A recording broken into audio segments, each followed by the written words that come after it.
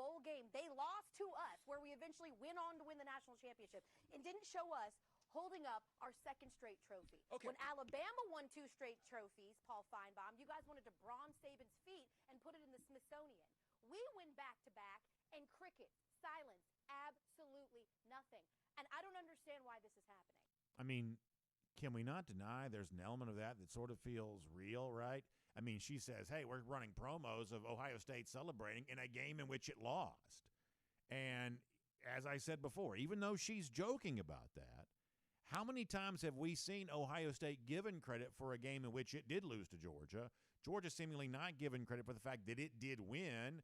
And, you know, it kind of feels like that has been kind of going on here, where all of a sudden, you know, the close game that Georgia played against Ohio State is some sort of ding against it, a blemish on the resume for Georgia, or a potential harbinger of doom to come. And yet Ohio State, which lost the game, could not stop Georgia, could not finish off a drive in which had a chance to regain the lead and win the game. Those things going against Ohio State late there against Georgia, but somehow keeping it close was some sort of moral victory for a program like the Buckeyes, which would kind of put itself at the top of college football, and yet we're going to pat them on the head, give them a gold star because they kept it close with Georgia. She says, hey, running promos where they're celebrating a game in which they lost, and honestly, a lot of the calendar year since then has also kind of been spent in some form or fashion, Ohio State kind of celebrating a game in which it did not win. And yeah, it does seem like that whatever Alabama has done, as she says, hey, you know, you want to kind of bronze the feet of Nick Saban, but from her perspective, kind of crickets as it relates to Georgia. And as far as the whole Alabama thing goes, you know, you got the entire, group there from ESPN. They're all picking Alabama to win the SEC.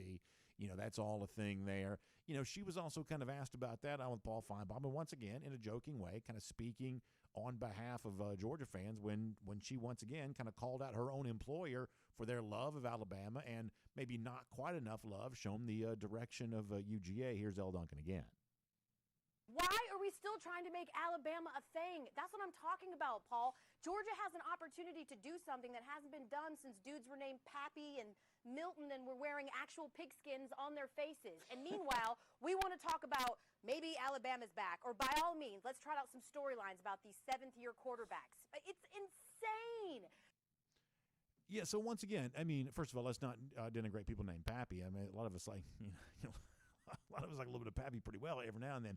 But nonetheless, the overall point of what she's saying there, I think, is probably true. That it does sort of seem like that it's nothing but love and nothing but, I guess, benefits of the doubt extended towards Alabama. Georgia doesn't seem to benefit from nearly as much of that. And it is going to be noticeable. It is going to be talked about when everybody on that ESPN set the other day went out there and picked Alabama to win the SEC championship here this year at the expense of Georgia. Now, it's also worth discussing here that while this is kind of a big deal on the Paul Feinbaum show, that's where Elle Duncan is speaking, and in a show like this, DawgNation Daily, presented by Breda Pest Management, apparently, if we take the Georgia players at their word, it is not quite as big a deal for them. Earlier this week, Cedric Von Prawn-Granger was asked about the thing that Elle Duncan was sounding off on there, the idea that the entire set on College Game Day the other day, clean sweep in picking Alabama. Cedric, who's a great leader for Georgia, first of all said he hadn't even noticed it, and if it was brought to mind to him, apparently he's not nearly as bothered by this as some of us are. This is what SVP said on that topic the other day. If I'm being 100% honest with you, I have not seen it. To be honest with you, we've been trying to just focus on making sure that we're doing all that we can to, protect us and make sure that we're doing what we can to be the best team as possible. But, I mean, at the end of the day, they have their opinion, and, we respect it, but all we can do is just work and, try to have the best, results for us. So I get that, and I think it's important to understand here that what Van Prawn is probably saying there is, to a certain extent, probably true. I don't think this probably matters to the coaches and players as much as it matters to us. But just because it doesn't matter to them doesn't mean it doesn't matter, if you're following me on this. And I guess to get slightly philosophical just for a moment, like, here's the thing about sports fans. Sports fans gravitate towards sports, I believe, by and large, because they enjoy competition. And the kind of person who enjoys competition is not likely to be kind of a passive person. In other words, sports fans are in their very nature competitors. That's why they enjoy sports. But a lot of us have gotten a little older. Our chances of like competing on teams have kind of gone away as we slightly get older. So we look for more ways to sort of express our competitive spirit, and being sports fans gives us a chance to do that. We don't coach in the games, we don't play in the games, but we can bet on the games, we can do fantasy sports, we can collect collectibles, sports cards, things like that, and we can just sort of shout back and forth with our opinions. And in a roundabout way, that becomes our own version of the kind of competitive stuff that takes place on the football field. We don't only like to see our favorite team win. We like to also tell folks our favorite team is going to win. And then when it does win, we like to say, see, I told you so. And when a bunch of people are out there saying our favorite team is not going to win, we like to remember that so we can remind them later on of how wrong they are. There's nothing bad about this. This is just sort of the way in which sports fans express their role in the competition that is college football. And so when the ESPN people say what they say, the L. Duncans of the world, the Brandon Adamses of the world, the whatever else, we are going to notice that, and we are going to save that moment so we can go back and play those clips, show those screenshots and whatever else, and say, hey, this is how wrong you were. So L. Duncan is joking, but there are truths in all jokes. And what ESPN did to Georgia this past week may not matter as much to the coaches and players, but you better believe the fans are noticing it, and you better believe the fans are just sort of biding their time until Georgia gets a chance to go for 3 and 23, and we can tell everybody from ESPN just how wrong that it is. Now, let me shift gears and talk about something completely different just for a moment.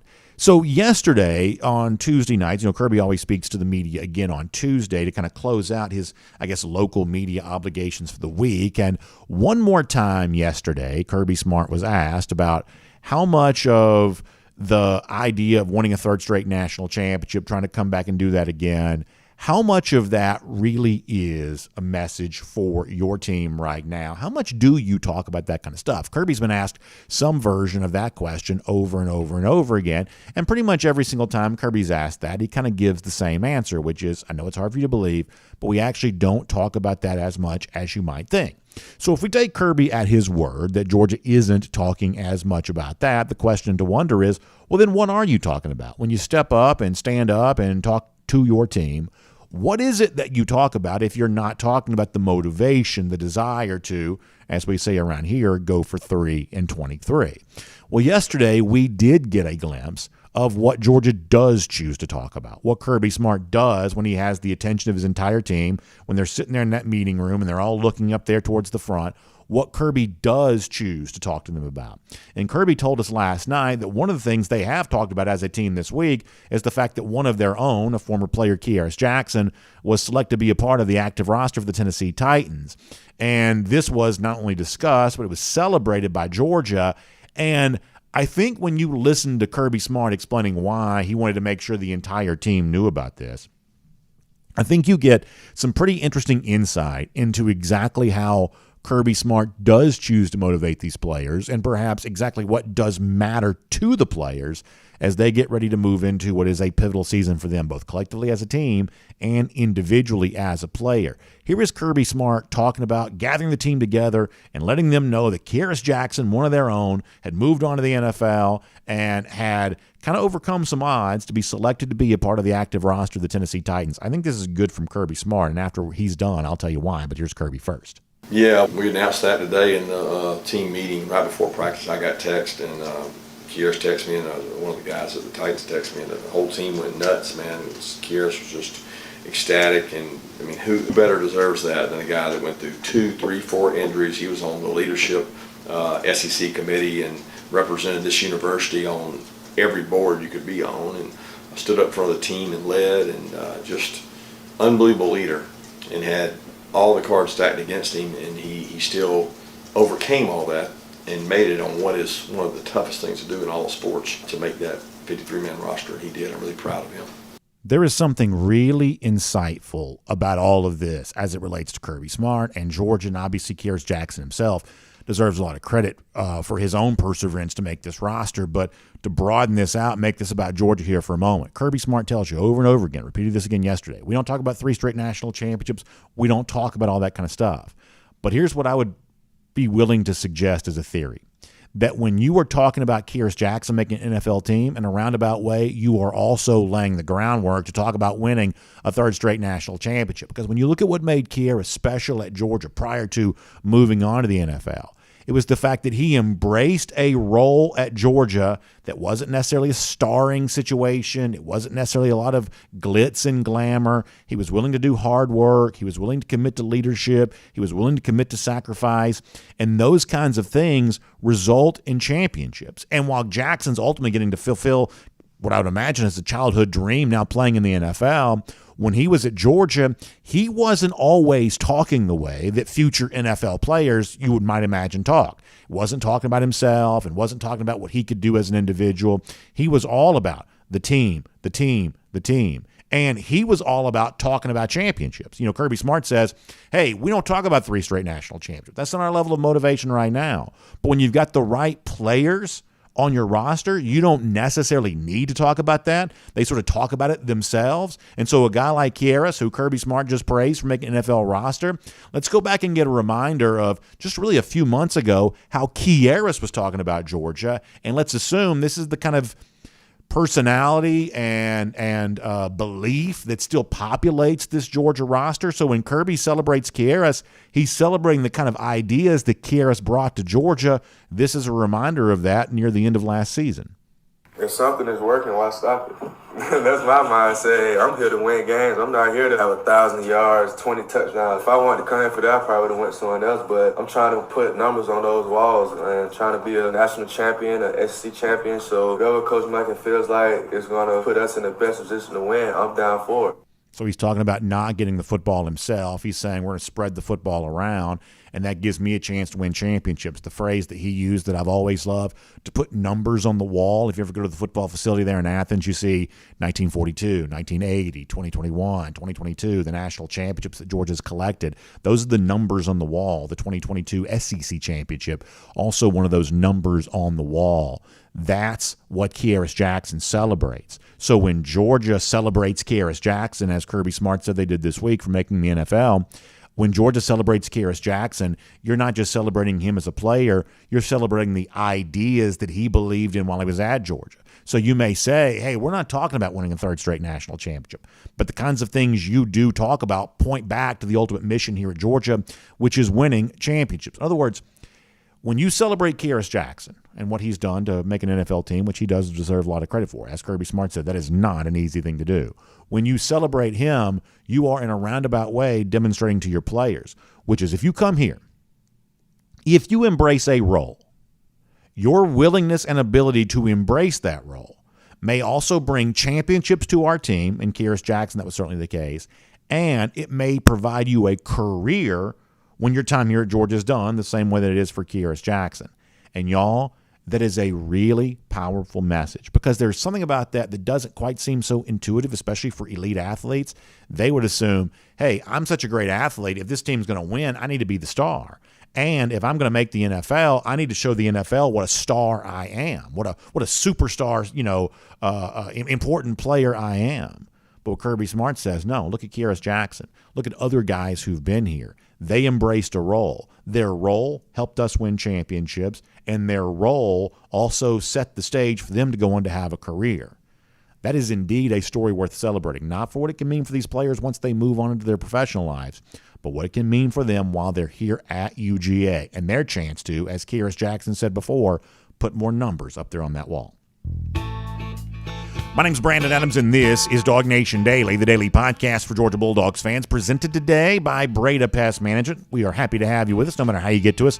Live on video across all platforms, still wrestling with some of those streaming issues, and you hate that, but we appreciate everybody who's working so hard behind the scenes to make sure we get that all squared away and taken care of. Really appreciate that. How about our friends in the radio in the afternoon on Athens Sports Radio 960 The Ref and podcast, wherever you find them across all platforms there as well. Just really, really appreciate everybody who makes at a point to join us here for DawgNation Daily, presented by Breda Pest Management today. And by the way, speaking of our friends at Breda Pest Management, So appreciative of having the official pest control provider of UGA Athletics on board doing this with us each and every week. And when you're at Sanford Stadium here this week, the new and improved Sanford Stadium, lots of interesting new add-ons to the stadium. When you're there seeing that, keep in mind, that venue protected from bugs, from critters, from termites by our friends at Breda Pest Management. And the same protection that Breda provides to UGA as the official pest control provider of UGA Athletics, it can also provide for you as well. So here's what I want you to do. I want you to reach out to them, BredaPest.com. That's BREDA.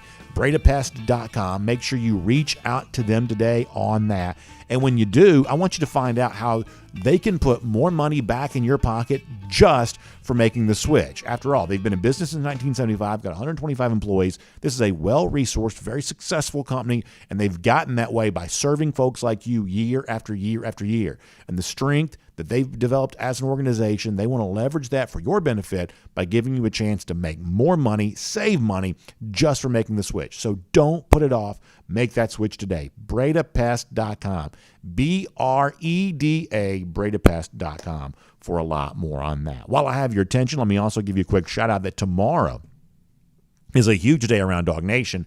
We're going to be live at the Marlowe's in Brookhaven for the live broadcast of our newest show, the DawgNation Happy Hour, presented by Marlowe's Tavern. And tomorrow night, we're going to be at the Marlowe's in Brookhaven. We're going to get there at 5 o'clock, have a nice, fun happy hour hangout, casual, laid back, as we like to be on Thursday nights. And then across all of our video platforms at 6 p.m. We'll do a live broadcast of the show. Our great friend Kaylee Manziel going to be in person with us tomorrow night hosting the show. So for those of you who have not gotten a chance to meet Kaylee yet tomorrow, great chance for you to do that. Some Dog Nation folks are going to be hanging out. I plan on being there.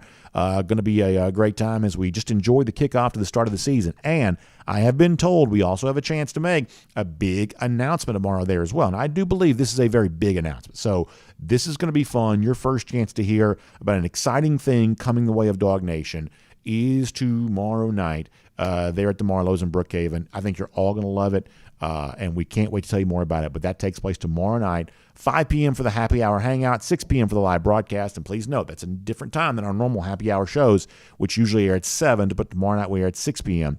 at the Marlowe's in Brookhaven. So please join us there, Marlowe's in Brookhaven, coming up tomorrow night for the Dog Nation Happy Hour presented by Marlowe's Tavern. We got Mike Griffith coming up. We'll get a practice update from him here in just a bit. Prior to that, though, let's go around the doghouse. Poured today by our friends at Dr. Pepper. And I think one of the most important things for Georgia on the field against Tennessee Martin on Saturday, how healthy are the dogs at running back? And of this crop of running backs, which of these guys do you get a chance to see in significant action against Tennessee Martin there on Saturday? With that in mind, Kirby Smart did give us an update again last night on the status of Daijun Edwards and Kendall Milton ahead of this game. And it sounds like, I don't know, you judge for yourself. Take a listen to this. It sounds like we're kind of moving in a slightly more hopeful direction on these guys.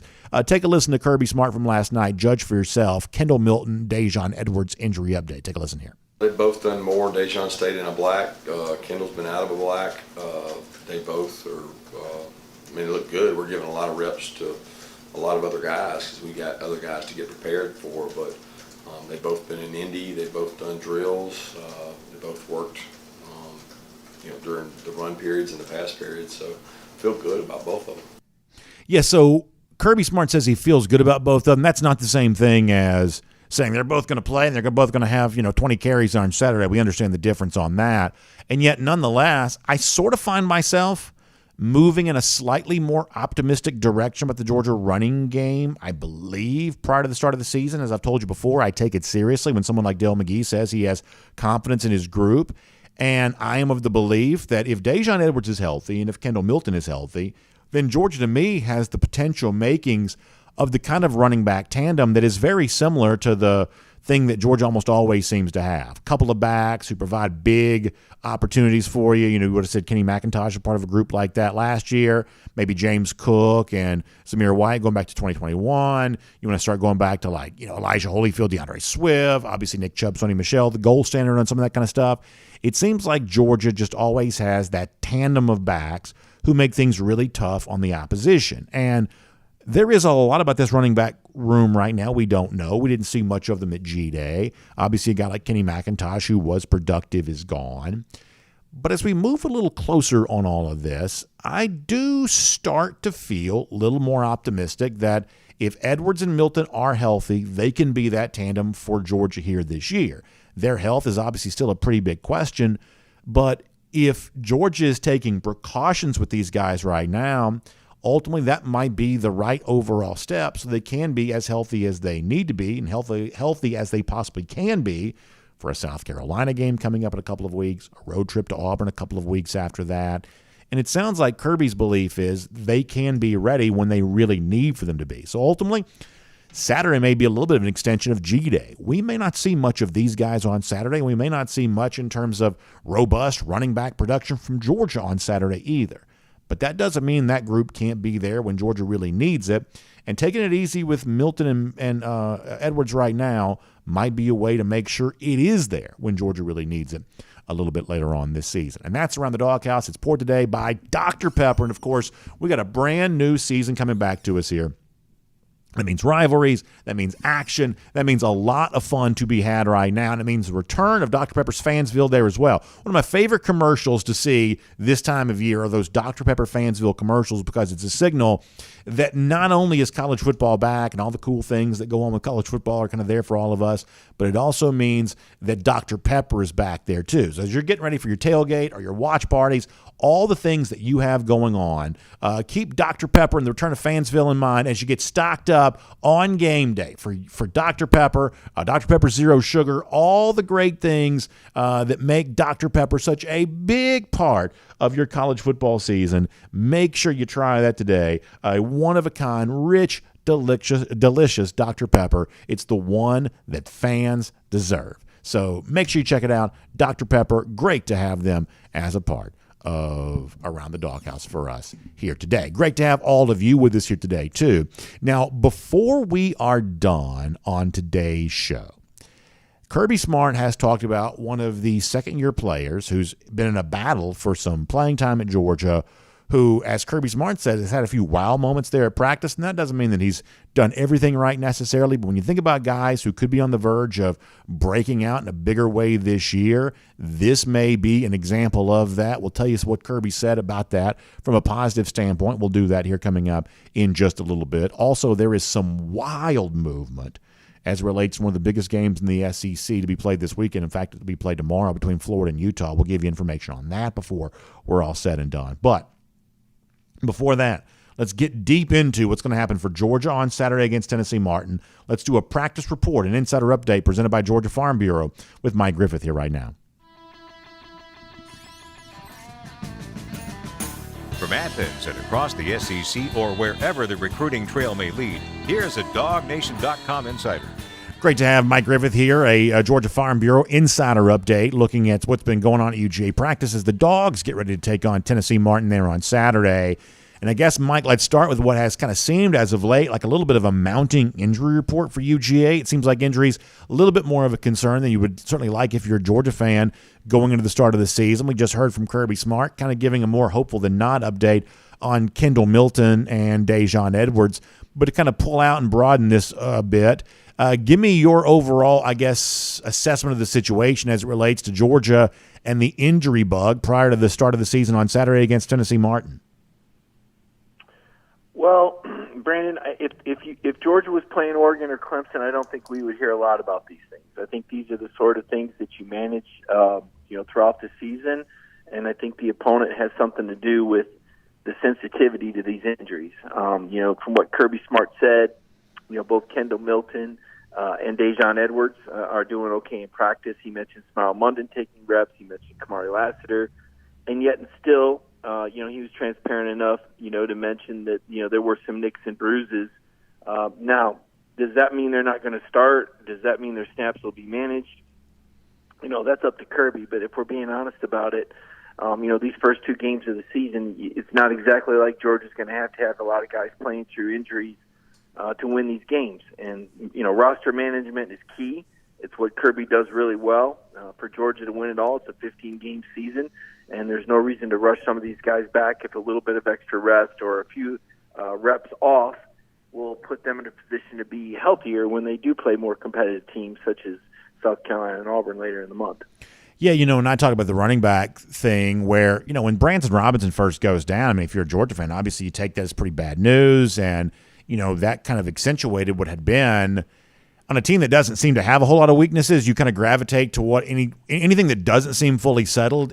I think your mind kind of immediately kind of gravitates towards that. So running back has been kind of a focal point of conversation on this show, and yet as we get close to the start of the season, assuming that what Kirby said yesterday can be taken at face value, which is that Dejon Edwards and Kendall Milton are on their way back to health, Georgia perhaps taking that a little bit slow here right now. The truth is, I think both a healthy Edwards and Milton give Georgia the potential of having this tandem of running backs, which kind of always seems to lead the way for this team as we get close to the start of the year. Mike, I guess and I think a lot of Georgia fans probably join me in this, you start to feel a little bit more optimistic that this can be a Georgia rushing attack, the likes of which it's been the last couple of years. Maybe not quite as dynamic it was in 2017, 2018, but certainly in keeping with a team that also throws the ball more and throws it better. This can be the kind of rushing attack that Georgia's also had in each of the last 2 years that proved good enough to win the national championship. I kind of find myself getting a little more optimistic about the overall situation with the running game as the season draws nigh. Yeah, and we haven't really talked much about Roderick Robinson, and that was a guy that I was really impressed with in the spring. And I think we're going to see a lot of him. And I think once people see him and see how efficient he is, I think Broderick was going to be, I think Branson Robinson was going to be a third string running back anyway. So I don't think he was going to be that prominent. Whereas I think Roderick, will be prominent and maybe carry a heavier load. You want to make sure that Milton and Dejon Edwards are there at the finish line in November. I think back to last year and how they really limited Kenny McIntosh's work between the tackles. Kirby knew he would need him at the end of the year, and so you didn't really see Kenny carry the ball until he really needed to carry the team. And when the pass game struggled against Kentucky or against Georgia Tech, you saw Kenny featured prominently. So Missouri, playing through the injury in the second half of Florida. So I think we're seeing more roster management. I think the objective is to get Kendall Milton and Dejon Edwards to November healthy. You've got young talent that you can develop there. We've heard a lot about Cash Jones. This is a guy that, I'm excited to see, how effective a walk-on can be. I would have thought Georgia might have gotten a big-name transfer out of the portal for the position during the offseason. I think we both speculated on that, but there wasn't a good fit, apparently. And so they've got what they've got. Do they have enough to win a national championship at running back? Sure. But do I think this is the best backfield or one of the top 2 or 3 backfields in the league? Right now, I don't. But I don't know what I know. I don't know what I don't know. Again, Roderick Robinson is a guy that, number 0 there, I think he could open some eyes. Yeah, that's an interesting assessment of Robinson. I guess we'll have to wait and see there on that. And as far as, what you do expect to see against Tennessee Martin, Mike, listen, I'm a carnival barker by nature. I'm a hype man by nature. I just like doing that kind of thing. I like trying to make things as interesting as they can possibly be. And even I would have a hard time hyping up the Tennessee Martin game too much beyond the fact it's just exciting to be back in Athens again and excited to be in a game in Sanford Stadium between the hedges. So if I had to try to zero in on what I do think is interesting and what I do expect to see for Georgia against Tennessee Martin, you go back to a year ago in which, Georgia really wasn't at its best in some of its lesser games. It didn't play great against Kent State. And that Kent State team's far better than this Tennessee Martin team. Didn't necessarily play great against Samford a year ago. Now, ultimately, it proved not to matter that Georgia was capable of just sort of flipping the switch on and off whenever it kind of wanted to. So, it's certainly not a referendum, for Georgia how it plays against Tennessee Martin. But I guess I am kind of curious to see, is this a team that's a little bit more focused against lesser foes than it was a year ago? That's at least a little bit of a curiosity for me, whether it ultimately matters all that much or not. Well, it depends on your quarterback. Last year the quarterback wasn't consistent. In some games Stetson was outstanding, in some games he wasn't. And, how you execute and the decisions that you make, has everything to do with it. I mean, it was as simple as when Stetson played good, Georgia looked unbeatable. And when he didn't play good, they looked beatable. And Missouri, times against Ohio State. It's an important position, as you know.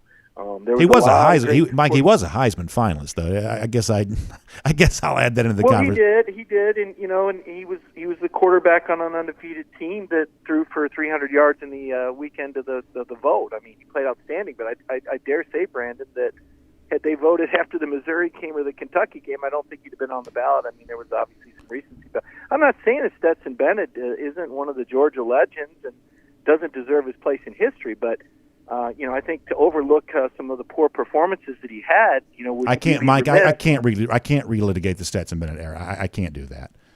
Okay, well, no, you asked me a question, and I'm explaining why the team wasn't consistent last year, and I'm suggesting that when he didn't play well, that the team didn't play well. And I don't think he played well against Samford. Did you think he played well against Samford last year? Honestly, I don't remember.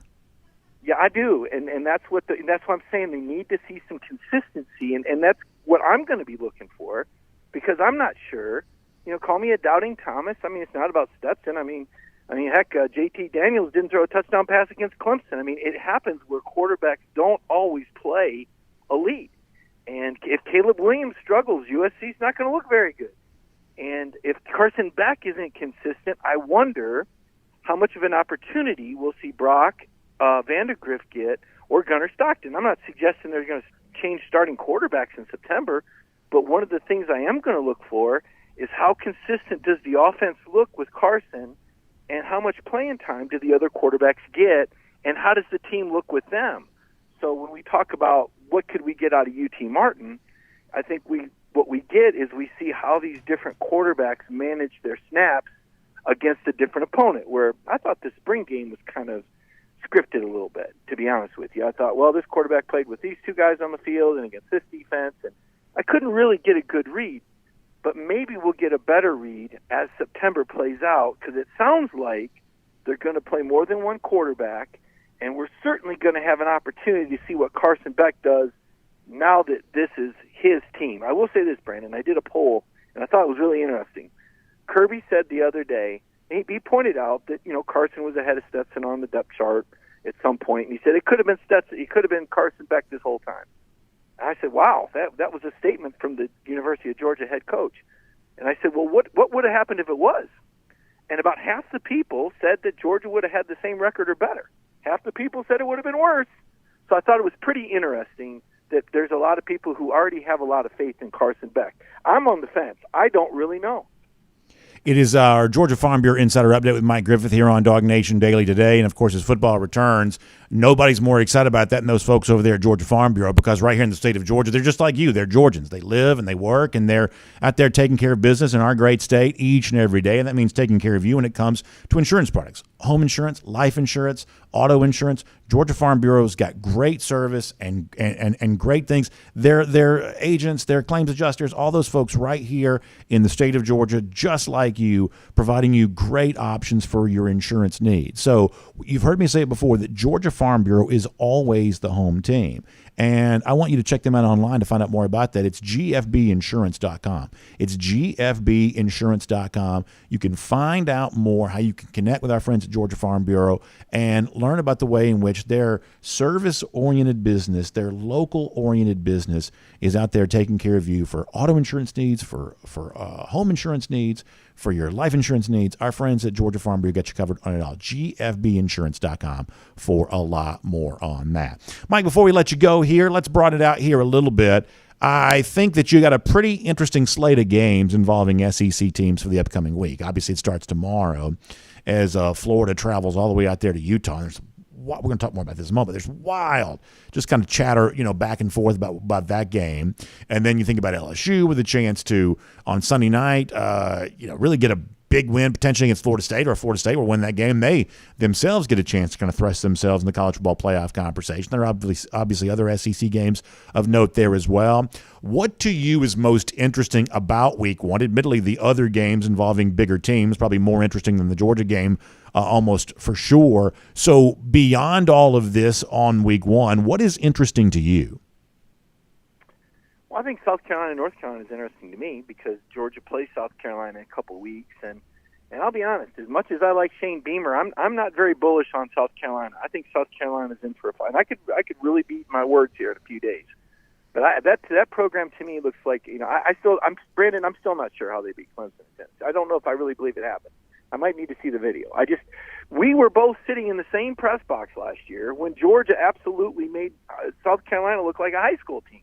I thought they might fire Shane Beamer that day. I mean, the South Carolina fans, most of the time they at least wait until halftime to leave, but this time they didn't.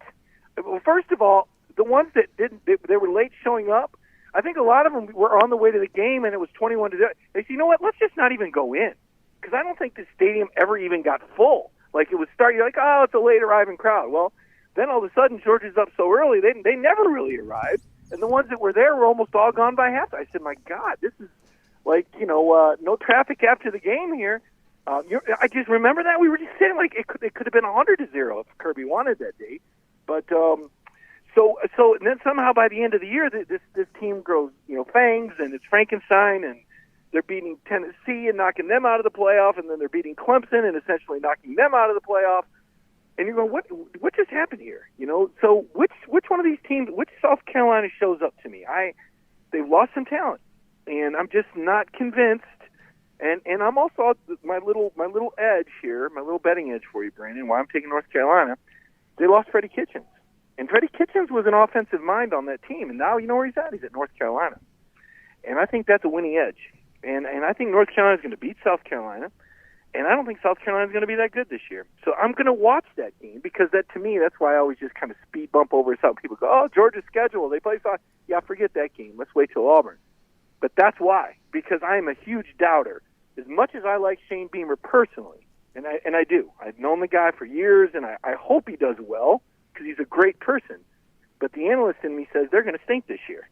So I want to watch that game, see if I'm right, or maybe I'm really, really wrong. In addition to those other games, LSU and Florida State, that is really tough. I like both of those teams. I think they're both playoff caliber. I think it's like, hey, gum, they got to play that early. And I kind of like Florida State a little bit in that game with Mason Smith out. So those are in Florida, Utah. I mean, we can make whatever we want. Who cares? Florida doesn't matter. It's big name teams, out in the mountains. Okay, it's something for us to watch on Thursday night, but it doesn't really have relevance to me, because Florida just doesn't really matter to me. Yeah, I mean, it should be certainly very interesting to see. Obviously, you kind of mentioned the changeover to offensive coordinator for South Carolina. I think look at Dowell Loggins there in that spot. That's a guy who I think has a pretty big job ahead of him, because if Gamecock's going to be competitive, a lot of that's going to come on the offensive side of the ball. And if they could find a way as a slight underdog to beat North Carolina, then it does sort of set up that Georgia game as certainly more interesting than on paper it would have appeared to be. And on kind of a weak slate for kind of week 3 type action. Is it week 3? Kind of a weak slate for week 3. I mean, there's a chance that if South Carolina could pull the upset, admittedly, I right now think they're better than most people do. Their over/under is only about 5.5, so there's not a lot of love out there for the Gamecocks necessarily. But I think they have a chance to be better than that here this year. If they were somehow able to pull that upset, then all of a sudden the Georgia-South Carolina game does have a little bit more juice than it would play, and than it was sort of expected when it was first scheduled there. So we'll certainly have to see how that plays out. Mike, good stuff. Thanks for being here, and we will look forward to talking to you very soon. That's right. Hey, if South Carolina wins, Brandon, that means Georgia might only win by 5 touchdowns instead of 7. Fair enough. Thanks for your time, Mike. Let's take a look around the rest of the league. This is SEC Through. All right, interesting stuff. And, we're going to talk more about some of these games here coming up. And don't forget, on Friday, we'll have Go with the Flow presented by R.S. Andrews and the DawgNation video channels. We'll make our official picks there for some of these games. And I do think the point that Mike makes about the South Carolina-North Carolina game, and we talked to Connor about this a little bit on Tuesday, that when you look at the overall Week 1 slate, it's not the best Week 1 we've seen. We've seen years in which there were probably more great games or possibly very good games than we currently have right now. I think LSU, Florida State on paper is one of the best non-conference games of the season. It does happen to be played Week 1, but the overall depth of Week 1 probably not as high as it's been in the past. But sneaky right there, that game in Charlotte between the Tar Heels and the Gamecocks, I do think has a chance to be pretty good. So we'll give you more thoughts on that here coming up in just a moment. Prior to that, though, let's go cruise around the SEC courtesy of Royal Caribbean. And obviously, Royal Caribbean's got some amazing things ready to debut for you in 2024. I'm going to give you 3 things to keep in mind here. Thing number 1, January of 2024. Icon of the Seas, which when it sails will be the largest cruise ship ever constructed. And you have a chance to be on board Icon of the Seas here to kick off the month of January in 2024. Our great friend Jessica Slater, wonderful travel agent, wants to help you out with that. You can give her a call, 770-718-9147. That's 770-718-9147. You can also find her email jslater@dreamvacations.com. jslater@dreamvacations.com. Royal Caribbean believes good travel agent makes a great Royal Caribbean cruise even better, and Jessica's an outstanding one. You will certainly love doing business with her as she sets you up for your Royal Caribbean cruise vacation. It doesn't cost you anything to do business with Jessica. She gets paid by Royal Caribbean as she helps you get the most out of your Royal Caribbean cruise vacation. She's also the one putting the DawgNation cruise for us together in April. In fact, you can go to the website she's put together, royaldogs.com, to find out more about Allure of the Seas. That's the ship that we're going to be on in April of 2024, leaving out of Port Canaveral, going to Nassau in the Bahamas, going to Perfect Day, Coco Cay. You know, if I'm going to be sailing, that's where I want to be sailing to. That private island oasis right there in the Bahamas, exclusively for those on a Royal Caribbean cruise vacation. Allure of the Seas in April is going to be outstanding. Hundreds of you have already signed up. More of you are going to be signing up in the days to come. Jessica Slater's got you covered on all that. J. Slater at dreamvacations.com, the email address, or royaldogs.com, the website. Then one more thing to tell you about. July of 2024. How about Utopia of the Seas? At that point, it'll be the newest Royal Caribbean ship, and it's going to be going out of Port Canaveral on those 3 and 4 night sailings, a brand new ship. Going to be amazing. Utopia of the Seas coming up in July. Make sure you check that out today. All right, so let's go cruise around the SEC courtesy of Royal Caribbean, and let's talk here for a little bit about some of the chatter that's out there for some of the big Week 1 games right now. Florida, Utah tomorrow, and it's amazing to me the way the line in this game has changed, and I want to kind of get in the weeds on this game just for a moment. So back in the summer, early look-ahead lines first established. You saw Utah's about a 10-point, in some cases 11-point favorite. Then you were kind of down to around a touchdown to begin this week, kind of dropped to, the key number is 7. So once you go under 7, that's a pretty big movement for the sports books. Point spread drops to 6.5. And once it dropped to 6.5, it's been falling like a stone ever since then. Not to give out free plugs, but just for reference sake, I saw FanDuel this morning had it 3.5. DraftKings, Caesars both had it at 4.5. You may kind of establish sort of a consensus 4 here before it's all said and done.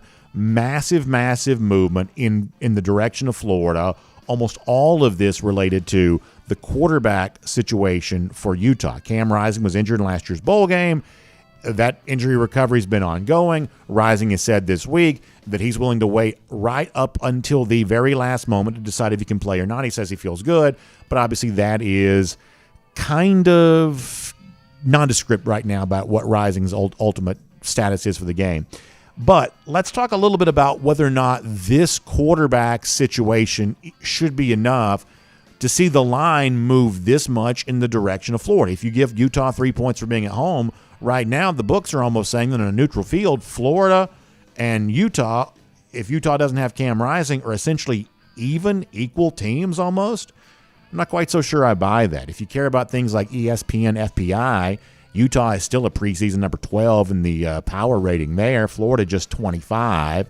So the idea that you're going to make these two teams essentially an even game on a neutral field because of the quarterback injury, not quite so sure I get there. Obviously, the thing that probably factors the most in this for Florida and for Utah is not just the Rising status, but the fact that Brandon Rose, who was a 3-star signee from the 2022 class, did not play a year ago. He is a scholarship quarterback, though, supposed to be the backup. He's also hurt there as well.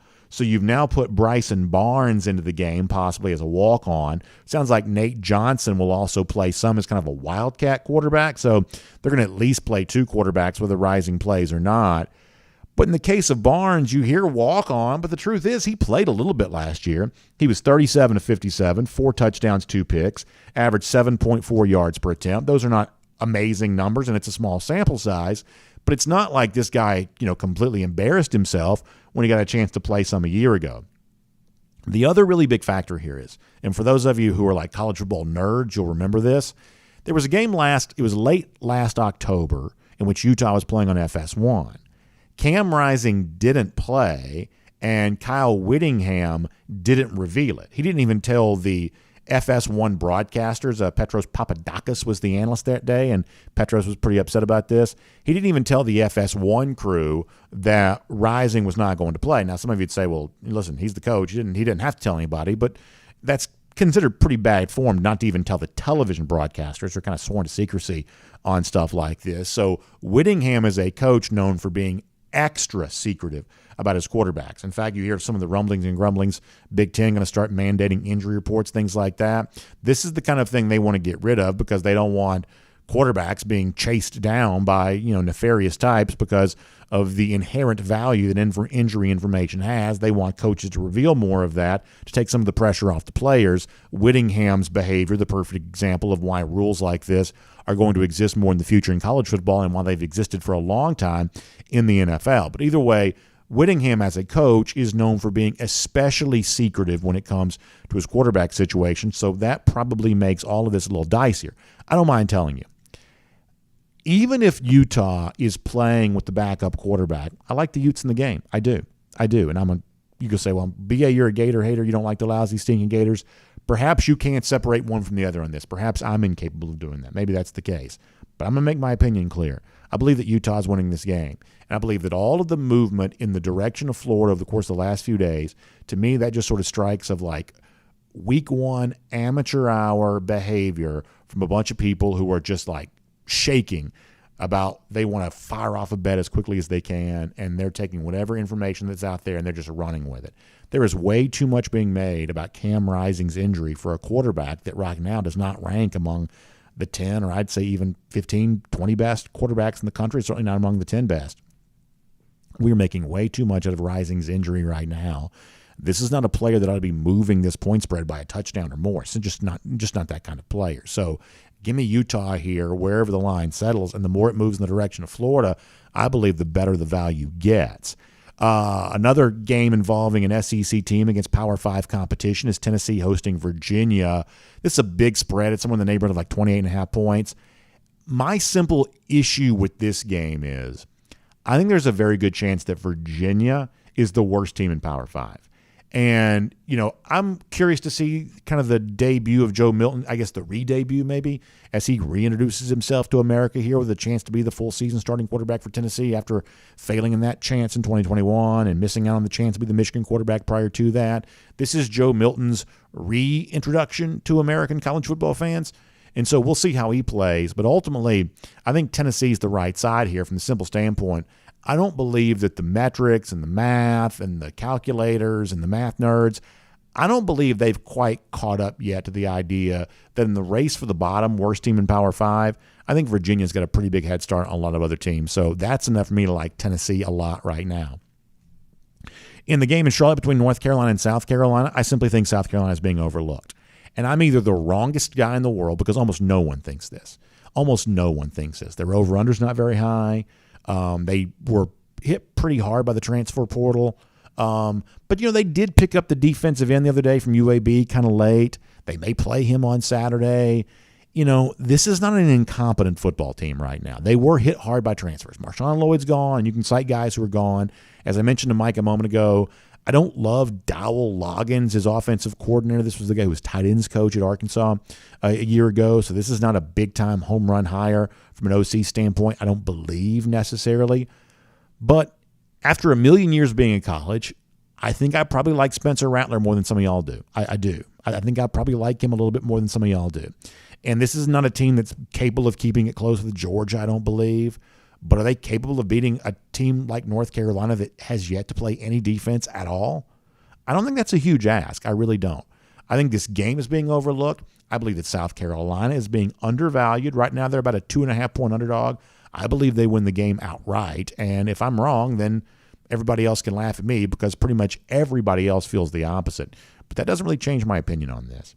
And then finally, I'll give you Florida State and LSU from Sunday. Early thought on a game we'll obviously have more time to talk about. Look, I think it's very interesting that LSU is going to play this game. They're going to remain a favorite in the game despite Mason Smith's absence, NCAA suspension for him.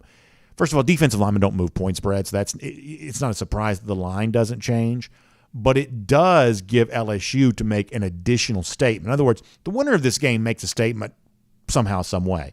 The winner of this game is absolutely a very real playoff contender. And the loser could still make the playoff, of course. But the winner of this game is absolutely a very real playoff contender. But if LSU wins without Mason Smith, even though defensive linemen don't move point spreads, if LSU wins without Mason Smith, then I think you have to prepare yourself for the idea that this is a far more buttoned up, far more professional operation for Brian Kelly in year 2 than it was this time to begin year 1. They had 14 transfers. I believe 10 of those were on defense. So you're talking about an upgraded defense in all likelihood. But every great SEC team has that tip of the spear, space-eating, big-bodied defensive lineman right in the middle of that defensive line. You know, Georgia makes that famous. Alabama's made that famous. The best LSU teams have kind of made that famous. And Mason Smith may be the next in line. That remember, we didn't see him almost all of last year. He got hurt in the Florida State game a year ago. Didn't play the rest of the season. So, you know, Mason Smith is kind of an unknown commodity to a lot of people. But his presence, when he's healthy, when he's done with this, you know, cockamamie suspension, when all of that is over, this could be a massive, massive presence for LSU. And if he returns knowing that LSU already has a non-conference win in hand like the one against Florida State, then I think you have to take LSU very seriously among the very best teams in the country. And I believe overall that on paper LSU is far better than Alabama. I think that would only be confirmed if they were to beat Florida State, who is also, I believe, a very good team, if they were to beat Florida State without a guy like Smith. So high stakes for that game, and a lot, I believe, for LSU to prove if it's able to win will make that cruising around the SEC, courtesy of Royal Caribbean. Now, before I move on, talk more about Georgia football, let me also give a quick shout out to our friends at the Finished Long Drink here. The one thing I continue to hear from all of you is how much you love the brand new peach-flavored version of the Finished Long Drink. It's been such an exciting new thing. And the one thing I also hear a lot is, hey, BA, where can I find some? Where can I pick some up? So this is where our friends at the Finished Long Drink actually want to help you out. Now, when you go to the Finished Long Drink's website, it's thelongdrink.com, not only can you put in your zip code there and find out where you can pick up some Finished Long Drink today, including the brand new peach-flavored version of the Finished Long Drink, but you can also hear more about the Finished Long Drink story, the way in which it kind of starts from Helsinki back in the 1950s for the summer games when they were there, made its way over here to America back in, 2018, I think it started, been in Georgia now for a little while, and it's pretty much everywhere, and so many of you right here in the great state of Georgia are enjoying it, making that a big part of your tailgates and your watch parties and your summer get-togethers and things like that, and you're now trying that brand new peach-flavored version of the Finished Long Drink. You can also love the fact that when you look at all the awards that's won, the kind of, celebrities who are kind of involved in the business there, like Miles Teller and obviously Ricky Fowler. It's just a really cool story about how the Finished Long Drink has kind of grown and emerged is one of the really exciting new beverages out there in this great new beverage category, the ready-to-drink cocktail. Well, the Finished Long Drink is the best of them all. So please try it online, thelongdrink.com for more on that. That's thelongdrink.com for more on that. Okay, so let's do this. I thought Kirby Smart last night when he talked about Julian Humphrey had some interesting things to say. You know Humphrey's story. This is a former four-star defensive back. He was here a year ago, and I really felt like the chatter around Humphrey last year was kind of quiet, I think. And oftentimes, no news is not good news. You've heard me say before, good news almost always leaks, bad news almost never does. So when things are quiet, that can sometimes be a bad sign because bad news just doesn't leak around the Georgia program, and a lot of these big programs kind of operate in much the same way. So how's the guy doing as he kind of acclimates himself to college life? If you're not hearing much, you're left to wonder, and oftentimes no news is not necessarily good news. Well, if it was quiet around Humphrey before, it's certainly not quiet around him right now. Apparently, no matter what his first year on campus was possibly like, his second year, moving into his second year, has apparently gone very well. Apparently, he's had a very good training camp. There are plenty of whispers to that effect. Yesterday, I thought that Kirby Smart gave a very candid evaluation of Humphrey, who seemingly has very aggressively asserted himself into a cornerback competition that includes Dalen Everett and includes Nyland Green and A.J. Harris, all battling to kind of be the guy opposite of Kamari Laster. Kirby Smart told us on Monday that competition's far from settled, and it's not necessarily a need to settle it right now because, these things often go into the season, and by the way, it also continues on week to week to week. But Humphrey is a big part of this year right now, perhaps a bigger part of this right now than maybe some folks thought he would be as recently as a couple of months ago. So hearing what Kirby said about Julian Humphrey last night, I think is kind of interesting, both the apparent wow plays he makes during practice, but also the typical growing pains that all young players kind of go through. Pretty candid and fairly wide-ranging from Kirby on Julian Humphrey last night. Take a listen to this. Yeah, I think Fran's done a tremendous job with Julian. He's a fast guy that came in kind of raw, talent, had not played a lot of the techniques that we're teaching in terms of multiple coverages. He played a lot of man, and he's grown as a player. He's gotten tougher. He's gotten more physical. He still has not arrived. He still has moments that make you wonder what he's doing. Then he has wow moments. He's made some really good plays in camp, but he has to continue to play in and kind of buy into the process of getting better at that position, and he'll get better because he's talented. Yeah, I think that's fascinating, and I love the compliment that Fran Brown gets for the work that he's done there. Fran just seems like an unbelievable fit for this Georgia coaching staff, and I think the competition at cornerback is pretty intriguing. And look, somebody's got to start and somebody's got to play. What you don't want is a position battle won by default of, well, these other guys have disqualified themselves from the competition, so therefore I guess we'll put you out there because we got to put somebody. That's what you don't want in football. Georgia almost never has that, but you don't want that in football. It seems like to me the exact opposite of that may be going on here at cornerback, where it may be hard to decide who the cornerback is because you keep hearing from more precincts being heard from. I mean, people have said some good things about A.J. Harris, fresh to this Georgia program, but asserting himself here. Obviously, a guy like Nyland Green's been around for a while. We've seen Nyland make good plays on special teams. That typically translates to the offense, the defense. And for Nyland, maybe that's the case. Dalen Everett's a, expected star one day in his own right. I mean, not star, capital letters, the position, but star, euphemistically speaking, in terms of the kind of role that he could play for this Georgia team. People believe, that Everett could have a very bright future. But Julian Humphrey is a major part of this here right now, too. That right now, the Georgia cornerback thing, opposite Kamari Laster, may be the best kind of competition of all. You can't pick a starter yet because a lot of these guys are making it so that you can't disqualify them yet. And that's pretty fun. And I'm sure we'll see some of that there on Saturday. Maybe a handful of guys playing. Perhaps, almost certainly, we will.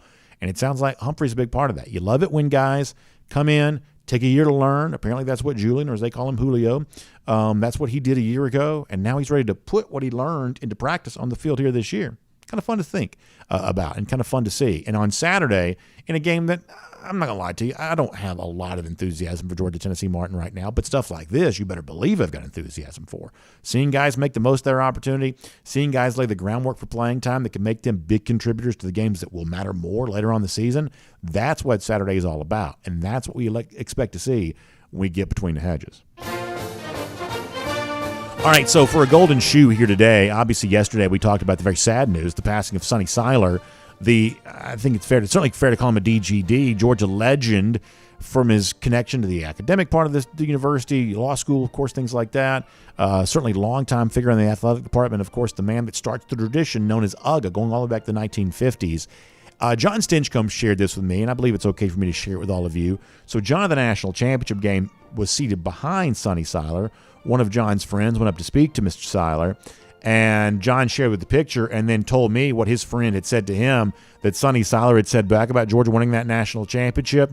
Mr. Seiler says, "This sure is a lot of fun. We should do it some more." And that's a great way to think about Sonny Seiler, who certainly spent so much of his life cheering on those dogs and making it more fun for us to cheer on the dogs because of the way in which he brought UGA into our lives. So a very fitting tribute from John for Mr. Seiler, and we'll make that a golden shoe for today and remind you, lousy, stinking Gators down there in Savannah where the Seiler family hails, you know how much they love hating on those lousy, stinking Gators. And 59 days from now, Georgia's going to be back in the cocktail party beating up on Florida again. That is our Gator Eater Countdown. We will see all of you back here tomorrow. DawgNation Daily, presented by Breda Pest Management. And on video, time now for the R.S. Andrews Cool Down. R.S. Andrews, the one you turn to for your air conditioning, heating, plumbing, electric needs. They will show up on time. They'll do the work that's promised, the price that's promised. You can trust R.S. Andrews on all of that today. All right, we're going to take your comments, and today I'm not going to go crazy long, I have to say. We just have a lot that we're doing here today. But we'll have a good time nonetheless. Miriam Corbin says, Sonny's the ultimate DGD. What a wonderful tradition he began. Another lion of our past who needs a statue. Yeah, I mean, we've lost a lot of these DGDs lately. Like I'm talking about like venerable figures around the program. And Sonny Seiler was certainly one of those. Let's see what else.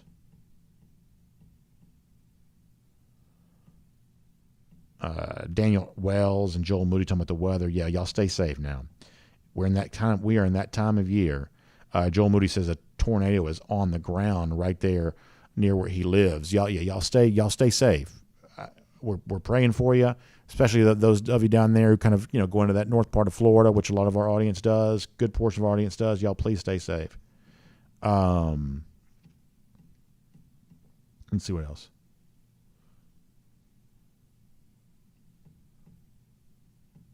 Barry Watkins says there are a bunch of big trees down in Valdosta. Oh, yeah, I hate to hear that. Joel Moody says I usually pull for SEC teams when they're playing out of conference. South Carolina over North Carolina, LSU or Florida State. Yeah, I used to do that probably more than I do now. I can't root for Florida. I'll be happily rooting for Utah there in that. And in the other games, so I'll be transparent. Like, my sense of SEC pride has kind of gone away the more the SEC has become less about the Southeast. Like, once you bring in like a Midwestern school like Missouri and a Western school like Texas A&M, I don't quite feel the same kinship with the league that I once did. And that's especially true bringing in Oklahoma and Texas. I mean, that's just a completely different way of life way out there in the West where they're from. So the sense of geographic pride that the SEC chant is sort of based on SEC. That's sort of based on a certain geographic pride. Like, people with common business interest just don't feel that sense of kinship to chant each other's name. They just don't do that. So, the idea of SEC pride for me doesn't really mean anything anymore. It doesn't. I want the SEC to be the best league because I do think it benefits Georgia, but the kind of emotional, visceral connection I had to the SEC back when it was just a 12-team league, I don't have that anymore. I haven't had that for quite some time. So what I ultimately end up doing is I am more interested to watch games that involve SEC teams. I certainly understand the potential benefit to Georgia when an SEC team wins a game. But I ultimately probably end up rooting for my pick, if that makes sense, because as I said off the top of the show, we're competitors by nature. For those of us who don't coach and play, sometimes our opinions and being right about our opinions, that's the part we compete in. And I have said that South Carolina will beat North Carolina. I want to be right. I don't want to be wrong. Now, I don't take myself super seriously, so if I'm wrong, I'll be laughing at myself just the same way all of y'all will be laughing at me. So I don't take myself too seriously, but I'm also not going to lie to you. I want to get my picks right. I can't stand it when my picks turn out to be wrong because that's just what we do, right? We just want to be right. And so when I watch a game like that, I am rooting for South Carolina because I picked South Carolina. I'm rooting for LSU because I'm picking LSU. Now, there were games like a year ago in which I did pick Florida to beat Utah, but even in that case, I would still rather be wrong than see Florida win. So there are moments in which my fandom does supersede my, self-interest. If I picked Florida to beat Utah last year, I did. I got the pick right, but I would have rather gotten the pick wrong and seen Florida lose that game, and that's kind of the way that goes. Ronnie White bringing up Dominic Lovett. I think Lovett is interesting because, Georgia did not really showcase him much on G-Day. And given the nature of who Georgia's playing on Saturday, you're left to conclude, well, maybe they could do that again. And yet, as a transfer player, you come over to Georgia, you want to be a big part of the offense. And so, maybe you care about trying to get him some stats and things like that because you want other transfer receivers. I mean, just to be honest with you, you wouldn't mind Luther Burden transferring here next year, so at least, potentially anyway. So you give a big year to Dominic Lovett. It makes it easier to kind of acquire more transfer wide receivers if that's what you want to do. So maybe they're looking to feed Dominic and get him touches, but it's also been kind of Georgia's MO in the past of sort of save him till you need him, not really show too much of him. I believe on G-Day, my conspiracy theory is they intentionally concealed him that day. So do they intentionally conceal him again and sort of break him out in one of these games that mattered a little bit later on? You probably don't save him until November, but you could certainly save him for when you really need him. I'm kind of curious about that on Lovett. I'm not quite so sure how that's going to go yet. Mark Woodmansee asking about Dan Jackson. Yeah, Kirby gave us an injury update on Jackson last night. Honestly, I don't quite remember what he said, but he has been battling his own injury situation there too. B.A.'s Cardigan checking back in. Man, we hadn't seen B.A.'s Cardigan here in a while. He says, fix the bayonets, boys. It's time to get in the trenches. B.A.'s Cardigan, we're glad to have you back here today.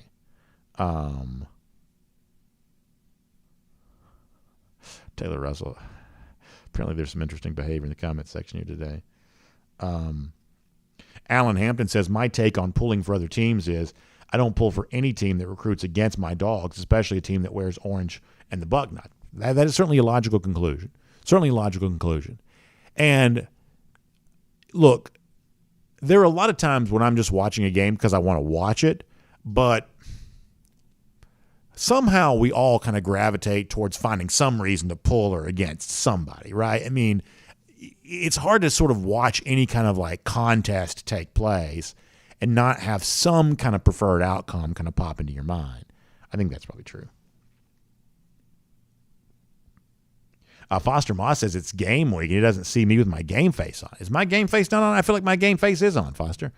Do you really feel that way? Well, if that be the case, then I apologize. I feel like my game face is on. Now listen, a lot of times I'll sort of stick up for G. Grace, our resident Alabama fan on YouTube, even though some of y'all just give him unmerciful grief. I am sad to see what G. Grace has become. So I've got this comment from G. Grace in here to say, I hope Napier beats Georgia too. And, it's like Alabama has been this unbelievable program, and G. Grace is a good fan of what has been a great team. But now you've got Alabama reduced to what it's become, and G. Grace has now been reduced to hoping that Florida can do something that Alabama's proven incapable of doing. That's really sad to me. Really sad to see the way in which G. Grace has kind of fallen from his perch as a fan, as a, I guess, byproduct of Alabama falling from its perch as a team. You hate to see it. And if you last long enough, if you watch things long enough, like there's an old Chinese proverb that if you wait by the river long enough, the body of all your enemies will come floating by. This is kind of an example of that. It's like, G. Grace used to be in here, a lot of bass in his voice, talking about how good his team is. Now he's left to kind of hope that Florida can do something that Alabama proved incapable of doing in January of 2022. Boy, tough sitch. That's a tough sitch. All right, let's see what else.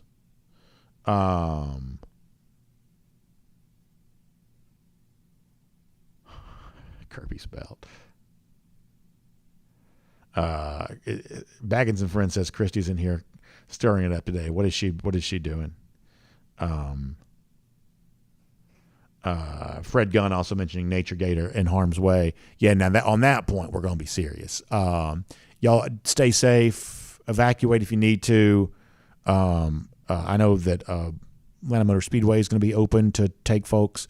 Do what you need to do there, and our prayer is going to be with you. G. Gray says it's sad for me to wish Bama bad luck. I don't wish Bama any bad luck. I mean, look, at this point, Alabama needs all the luck it can get. G. Grace says I'm trolling. I'm just giving you a hard time, G. Grace. Doghouse Lawn Care says, imagine being so low you start wishing that the lousy stinking Gators beat your rivals. Listen, if that's what you're hoping for, then you've probably gotten in a little bit of trouble. Charles Ross asking about Nebraska and Eric Gilbert. Yeah, I don't know where that stands, but my guess is that's not heading somewhere good. My guess is that's obviously based on allegations, and I know there's some video that apparently out there too. I hate it. I really do. But at a certain point, there's not going to be much you can do about that, I don't believe. A Jared Dog fan wonders how much long before Kirby Smart retires Nick Saban. It's a fair question, but here's the other thing, too. And this is, on this point, I am not trolling. I am being as serious as I can possibly be. Right now, Alabama's issue is not Georgia. Alabama's issue is not Georgia. Now, perhaps it will be, and I am honest enough to tell you that it's Georgia-Alabama for the SEC championship, even with Alabama having, very little quarterback play to speak of. Good running game, very good offensive line, good defense. that's going to be a tough team to beat. See, I'm consistent on that. A lot of Alabama fans were telling Georgia they couldn't win a national championship with good quarterback play, great offensive line play, strong running game, great defense. But I would have told you back then those Alabama fans are living in a dream world if they think that college football miraculously became 7-on-7 overnight. It didn't. And Georgia playing good 11-on-11 complementary football offense and defense was a recipe for success. Now, Alabama fans have done a complete about-face. What they used to say Georgia couldn't do, they now believe they will win because of that. It's just an amazing reversal of fortune that Alabama is now saying that it's going to win a defensive-minded, running game-oriented championship with hopefully good, competent quarterback play when they would have told Georgia 2 years ago, Georgia couldn't do that. My opinion hasn't changed. My opinion remains the same, that if Alabama is good enough defensively and good enough with its offensive line, good enough with its running game, it can possibly overcome, not necessarily having a Bryce Young level quarterback. That's a possibility. So if Georgia plays Alabama in the SEC championship, I don't mind telling you, I believe that Alabama is a formidable foe. Now, I do think that Georgia will win the game, but I believe that Alabama is a formidable foe because my belief about what makes a good football team has not really changed. It doesn't fluctuate based on how my team happens to be performing in any given moment. It is a steadfast belief, if you will. But up until that happens, up until Alabama earns the right to play Georgia again, something it failed to do a year ago, up until the point in which Alabama earns the right to play Georgia, Alabama's got other issues. Its primary issues are Tennessee, which it could not stop at all a year ago. They get the game at home this year, but nonetheless. And its primary issue in the SEC West is LSU, who I do believe on paper right now looks to me to be better than Alabama. So before Alabama even earns the right to talk about Georgia, it's got to take care of some of its own business in division, cross-divisional rivalry game, and we will see whether or not Alabama earns the right to discuss and think about Georgia. As of right now, they don't exist on the same plane. King asking an important question. So I do a weekly spot with our friends Andy and Randy. Randy Michael, former Georgia tight end, on 92.9 The Game in Atlanta. I've been using the same Luke Combs song for years. And so they give like walk-up songs. And so I've got to pick a new one. I have not quite settled on it yet. It'll probably be something from that country genre, sort of, kind of mainstream country genre. Probably something out of that. Yeah, so I'm thinking about that. So trying to figure that out.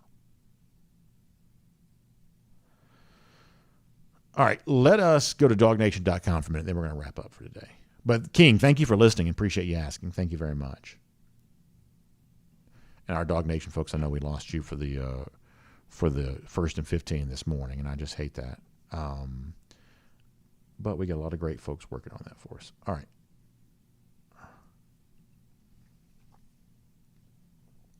All right, over here at DawgNation.com.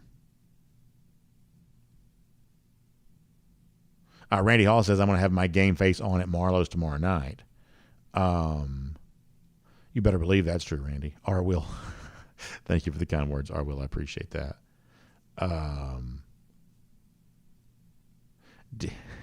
DT's over here at DawgNation.com giving G. Grace a hard time.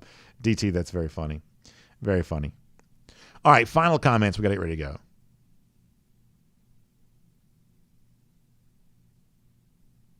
Yeah, I guess I still call him G. Grace just because that's what he used to be on the old SEC country days, but that's not actually his name anymore.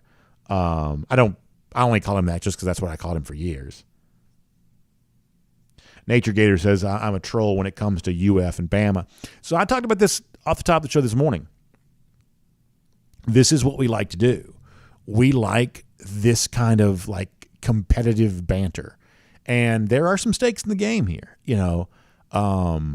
when something I say turns out to be wrong, or when something trust me, one of these days, whether it be 10 years from now or whenever, Georgia's likely to lose a game at some point in time in the future.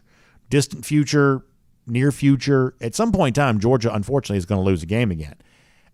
Whether it be 5 years from now, whenever it happens, it's going to happen at some point in time. And, I'll get some grief for that. There are a lot of non-Georgia fans who are just kind of waiting to pounce. And most of it's just in good fun. And every now and then there'll be somebody who's really, really, ugly and mean-spirited. But for the most part, it's all just kind of in good fun. So I just sort of take that it comes to the territory. Most of y'all, even, by the way, even our non-Georgia fans who kind of come in here for the most part, they kind of get that too, that you put yourself out there, you give the sort of hottest, most interesting take you can come up with, you argue it like heck, and then you hope that the results prove you right. And this is why we love sports, because there is an established scoreboard in sports. There is an established scoreboard that separates winners from losers, and we love that about sports. Let's see what else. Kirby's Belt says trolling is important. I may have that put on my tombstone.